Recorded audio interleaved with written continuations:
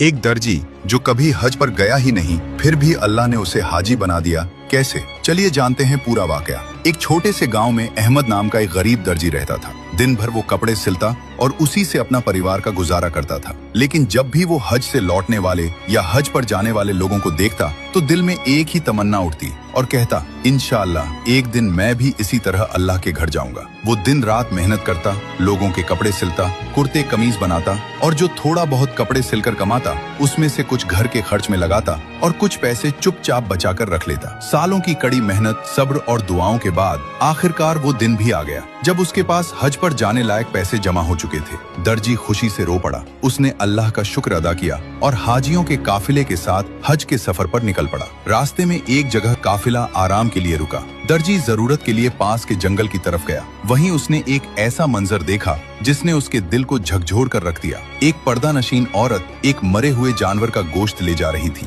दर्जी हैरान रह गया और सोचने लगा, ये औरत ऐसा क्यों कर रही है? वो चुपचाप उसके पीछे पीछे चलता रहा कि आखिर ये औरत क्या करती है। वो औरत एक टूटे फूटे घर में चुपके से दाखिल हुई। दर्जी खिड़की से झांककर अंदर देखने लगा और जो उसने देखा उसकी आंखें भर आईं। वो औरत उसी गोश्त को पकाकर अपने भूखे बच्चों को खिलाने वाली थी। दर्जी ने आवाज दी, ए बहन, ये क्या कर रही हो? दरवाजा खोलो। औरत दरवाजा खोलते ही रो पड़ी और कहने लगी, मैं एक सैयदजादी हूँ। मेरे बच्चे कई दिनों से भूखे हैं। मेरे पास कोई रास्ता नहीं बचा था। दर्जी की आंखों से आंसू बहने लगे। उसने कहा, ये हराम गोश्त फेंक दो। मैं अल्लाह पर भरोसा करके तुम्हारे बच्चों के लिए इंतजाम करता हूँ। दर्जी वहीं से लौट गया और हज पर जाने की बजाय अपने जमा किए हुए सारे पैसों से राशन, अनाज और जरूरी सामान खरीदा। फिर उस सैयद घराने को दे आया। वो औरत अल्लाह के सामने हाथ उठाकर रोने लगी और बोली, ए अल्लाह, इस मुसाफिर को दोनों जहां में कामयाबी अता फरमा। दर्जी खामोशी से अपने गांव वापस लौट आया। महीनों बाद जब हज से लौटने वाले हाजियों का काफिला गांव पहुंचा